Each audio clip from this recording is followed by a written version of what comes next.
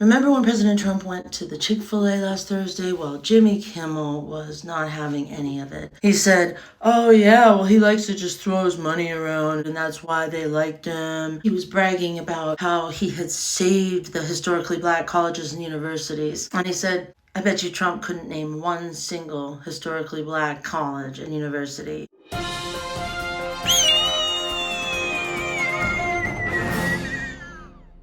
Well, Jimmy, he did exactly what he said. In fact, right after taking office, he hosted 88 presidents of HBCUs at the White House. Critics dismissed it as a photo op, but he was there because those presidents had written to him asking him for certain things. I'm proud to say that my budget continues America's commitment to helping HBCUs improve their competitiveness, requesting more than $500 million allows for the forgiveness of any outstanding loans owed under the Hurricane Supplement Loan Program. Our expansion of the Pell Grant eligibility will greatly help the many students attending our wonderful HBCUs. PolitiFact was saying that Trump always exaggerates what he did for HBCUs, and plus he just signed the legislation, so it's unclear how much he actually did. Well, PolitiFact, why don't you just ask Senator Tim Scott, who was a co-sponsor of the Future Act, to make certain funding for HBCUs permanent. The bill also simplified the FAFSA process and brought technology back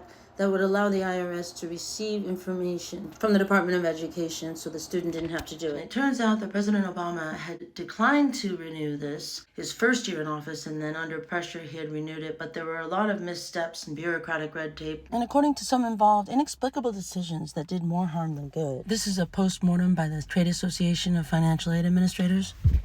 The HBCUs are amazing institutions. Right after the Civil War, they were started by Black Americans themselves, and they got a land grant from the federal government. There's about 105 of them. And we don't need PolitiFact to tell us how the presidents of these universities felt going to the Oval Office in 2017 when Trump signed an executive order to make HBCUs a priority. I was a sheriff in Jacksonville for 8 years, and I've seen and heard everything. But this has to be one of the great moments in my life and career. The Oval Office with the President of the United States recognizing HBCUs as one of the crown jewels in this country. That's a big deal. HBCUs have been a part of the Department of Education. This president, recognizing the importance of HBCUs, is now reinstituting the notion that now it is the White House initiative on HBCUs.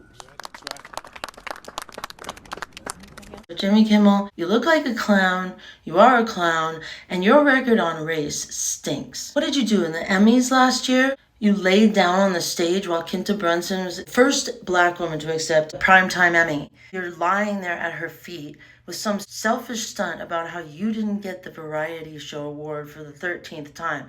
Well, it shows, actually. Brunson, who created the show Abbott Elementary and is also acting in it, said she didn't mind that much. You did get some bad press, but just like when you were in blackface, imitating Karl Malone, it blew over.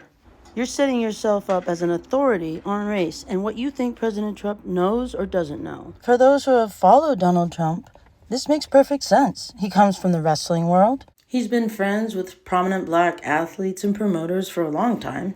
He gave Jesse Jackson free office space at 40 Wall Street for the Rainbow Push Coalition and spoke every year at their meeting. You might remember that Jesse Jackson denied it, but I have the goods on tape. We opened this Wall Street project and we talked about it. You gave us space at 40 Wall Street, which was to make a statement about our having a presence there. Beyond that, in terms of reaching out and being inclusive, he's done that too. And created for many people a comfort zone when I ran for the presidency in 84 and 88. And many others thought it was either laughable or something to avoid. He came to our business meeting here in New York because he has this sense of the curious and a will to risk to make things better. So how important were Donald Trump's actions for the HBCUs? Well, they were in a terrible position, as you can see here. It's definitely a pissing contest, but a pissing contest that has some winners. In 2020, when Biden launched his campaign, they realized that they needed to do damage control with Obama's record. Obama's funding was decent, however, the HBCUs had already begun to be in decline starting in 2006. So when Trump came in office, the head of NAFEO, which is the advocacy group for HBCUs, her name is Leslie Baskerville. She wrote Trump a letter and he listened. And within the first 100 days, he convened that meeting. There was backlash, of course. As for Biden getting $7 billion for HBCUs, yes, that was announced. But half of that was from COVID-19 relief and it has to be spent immediately. It's a one-time thing, while Trump's funding is permanent. Obama's record, as time went on, was criticized quite a bit by HBCUs. So by 2020 and the election, Biden was doing damage control. Just days before the election, this article ran in which Biden and Harris promised $70 billion for HBCUs. The final amount of $2.7 billion was much more modest, but the election was already over. And then just before finishing my report, I found this item. Apparently, a year after being declared the winner of the election, President Biden still hadn't appointed a director of his White House HBCU initiative. Substance matters, but so does image. After examining all of the facts, I think we know who won this pissing contest. The one who invited 88 presidents of HBCUs to the White House in his first 100 days and was criticized for it, and then also made good on it.